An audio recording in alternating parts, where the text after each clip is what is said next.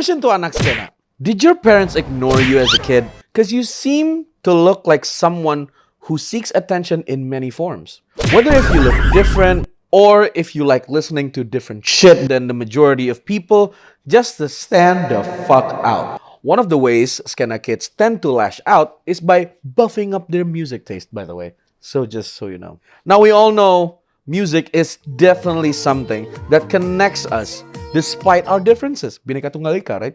But somehow, yeah, these anak Skena motherfuckers always finds a way to find new niches or like new bands or musicians to root for, which is great by exploration. But then again, this is done by segmenting themselves into different subcultures and calling them the new cool, by deferring themselves from the mainstream and going away from the popular because they think they're smarter or better and have a more refined taste. Just because you listen to Mozart at one fucking time in a hotel bathroom doesn't mean you're better, Brody. I like to say that anak Skena is like Governor Herubudi, yeah? Trying to catch people's attention by being different and comparing themselves better than their predecessors. Yeah, like as you see in the fucking CFD with the concerts and everything for Jakarta's birthday. Yeah, I think that's just all cringy. But anyways, we all know what anak Skena looks like, yeah?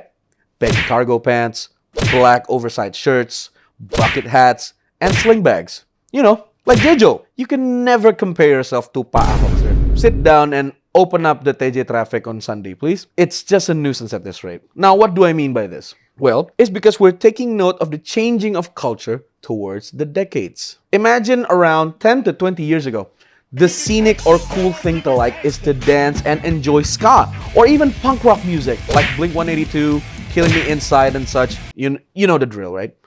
But to anak Skena today, it's cringe because they think their taste is better because they listen to politically correct messages from Feast or Jason Ranti. I mean, in late 2023, Hindia or like Feast or fucking Lomba Sihir decided to have a listening party for their album release called Lagi Pula Hidup Akan Berakhir. Yeah, I know, a very dark theme, which consists of strange shit such as blindfolding themselves and the watchers, goat skeletons and skulls, and statues of random deities.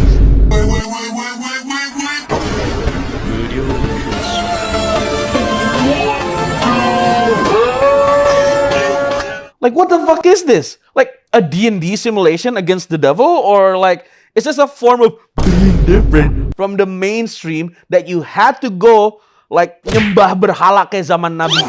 Okay, you had to be different. But even if we're talking about those bands that I've mentioned before, those bands won't even be considered Skena as much. And that thing happened because they become relatively mainstream or simply because more people are listening to their songs or know the existence of such musicians. Like, for example, Hindia in Spotify themselves have around 900,000 monthly listeners on Spotify. Or maybe Jason Ranti around 300,000 and such. That's not a small number. That's a pretty big number in Indonesia. They still are counted as cultured, or as they call it, culture. Kalcer. Yeah, I know, it's very weird.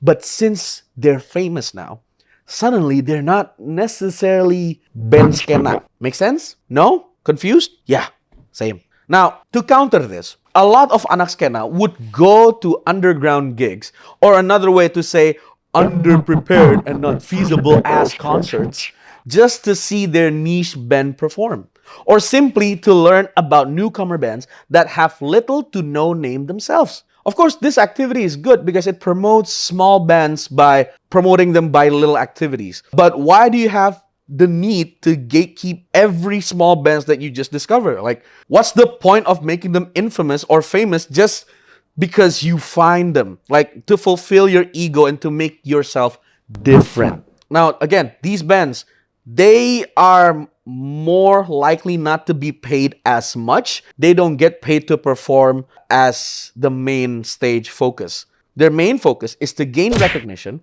and support from the listeners and their new fans. Now, if you attend these type of gigs, right, you do such things as gatekeeping and only spreading their names towards the scenic kids or just like your fellow culture buddies, it's not gonna be surprising because they get no additional following values because of the gigs. Because you just keep it internally, and that sucks. It's like bottling up your emotions. Hold it together. Let it out. Let it go. Let people know about this shit. Yeah, by letting these emotions go, you don't need to keep your judginess to yourself. Or like you can share it with other people. But then again, judging isn't always good. I had this one story from a friend who's a musician, right? They performed in a nearby lounge and wasn't performing as well as they could. The voice cracks, the music wasn't good, the area wasn't good. You know the shit, right? And there were these judgmental Skena kids that kept comparing their bad performance to something that was completely out of context. For example, oh yeah, your jazz music sounds like keroncong. So what the fuck?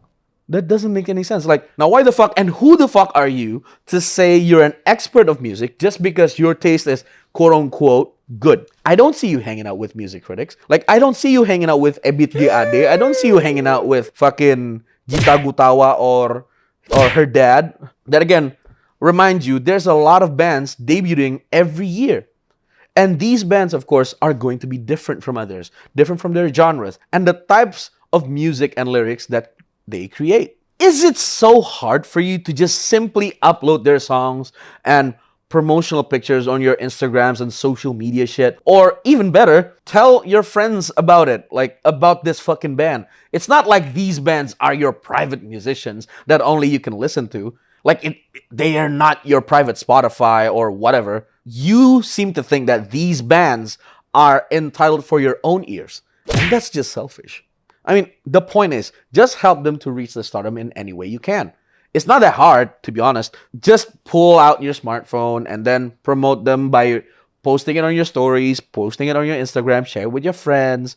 I mean, do it with the least effort that you could do. That's helpful enough because it's easy. The second part of my rant consists of anak Skena thinking that they have a superior music taste compared to other people, compared to us, the commoners, the popular music enjoyer, the headline headbanger. I don't know, man. Just people enjoying good, proven musician, I guess. If listening and loving the niche or small bands will make me considered as a Skena kid, then fucking hell, man, call me a fucking NPC or whatever. Because I do enjoy good music. Like, I don't necessarily need to hear this small bands just because, oh my god, they're so special, they're blah, blah, blah, blah, blah. No, I don't care about that. I want to listen to good music because that's what I fucking like. And, well, yeah, of course, according to themselves, their music taste is so far superior from the rest of us. But these bozos' music taste can be broken down to fucking stereotypes. So hear me out, yeah? I'm gonna break you guys into fucking types. Number one, if you listen to Baraswara, you're probably looking for an alternative from your church sermons. Seeing most of their lyrics are passages and derivations of scriptures from the Bible. So number two, if you listen to Feast, you're a politically woke leftist edgelord that thinks you're better than others in an obnoxious way. In this way, I mean, you kiss Karl Marx's ass so much that you think you are the right ones, even though you're from the left. And the thing is, right, I bet you're not willing to spend 5,000 rupees just to get 3 branches of cigarettes. What? You'll still be alive right now.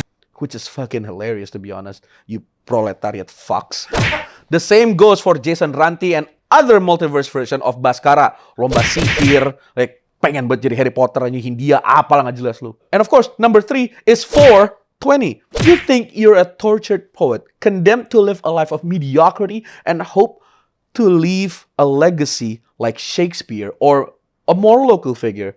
Maybe the next Chairil Anwar, you dirty animal. If you get my reference, you'll get it. Now lastly, if you listen to Jansen or the Jansen whatever, congrats! I clap my hands. You just got fooled into thinking that they're a legit punk band with an anti-kemapanan lifestyle while they're out there getting racks and shit.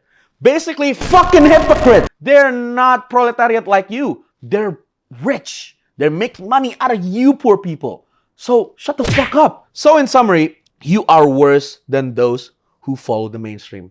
Personally, I think you're worse. If they're sheeple, like you like to call them, sheeple, sheep people. You're animals in a fucking zoo confined in a separate environment for those people to see. Yeah, you're a display animal, you fucks.